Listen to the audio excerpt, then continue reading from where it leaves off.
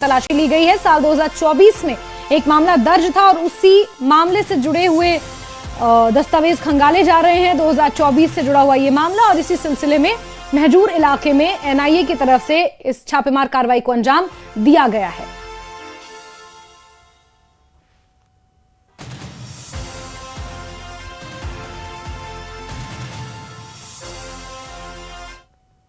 हम इस वक्त महजूद नगर श्रीनगर में मौजूद है। यहाँ पर एनआईए की जानिब से रेड हो रही है। ये रेड सुबह से ही शुरू हुई है। ये थोड़ा सा आप विजुअल यहाँ पर देखिए। यहाँ पर एनआईए टीम के अलावा जम्मू कश्मीर पुलिस और सीआरपीएफ की टीम मौजूद है और सुबह से ही यहाँ पर छापामार कार्रवाई हो रही है। यहाँ पर एक रेजिडेंशियल हाउस है जहाँ पर यह छापामार कार्रवाई हो रही है। जैसे आपको मालूम है, गुज़श्ता कई बरसों से जम्मू कश्मीर पुलिस या जम्मू कश्मीर में जो सिक्योरिटी एजेंसियां है वो इस तरह के इकदाम कर रहे हैं। यहाँ पर जो टेरर नेटवर्क है उसका खात्मा करने के लिए इस तरह के इकदाम किए जा रहे हैं। और जिस तरह से जम्मू कश्मीर हुकूमत खासकर एलजी एडमिनिस्ट्रेशन का वाज़ेह पैगाम है, टेररिज्म के खिलाफ जीरो टॉलरेंस पॉलिसी उन्होंने इख्तियार की है और जम्मू कश्मीर में जो टेररिज्म का उसका खात्मा करने के लिए इस तरह के इकदाम किए जा रहे हैं। और ये जो छापामार कार्रवाई, हालांकि इस पर अभी कोई भी तफसीलात नहीं है, लेकिन जिस तरह से आपको मालूम है इस तरह की कार्रवाइयां अक्सर टेरर रिलेटेड केसेस में हो रही है, टेरर फंडिंग रिलेटेड केसेस में हो रही है। और यहाँ पर जो ये रेड है आज सुबह से ही शुरू हुई। हालांकि क्या कुछ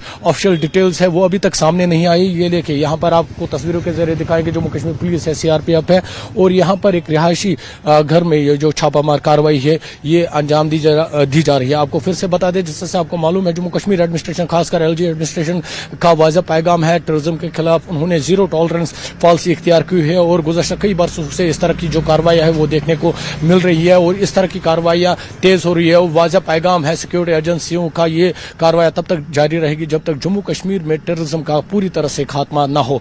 अफाक के साथ आबिद हुसैन, न्यूज़ 18 श्रीनगर। मंडी में देव महाकुंभ का आज दूसरा दिन है। अंतर्राष्ट्रीय शिवरात्रि महोत्सव के पहले दिन भगवान श्री राज माधवराव की अगुवाई में पारंपरिक जलेब यानी शोभा यात्रा निकाली गई, जिनके दर्शनों के लिए भारी संख्या में श्रद्धालु पहुंचे। पारंपरिक वाद्य यंत्रों की थाप पर नाचते गाते हुए देवलू और श्रद्धालु पड्डल मैदान की तरफ बढ़े। इस शोभा यात्रा में मंडी के लगभग 216 देवी देवता शामिल हुए।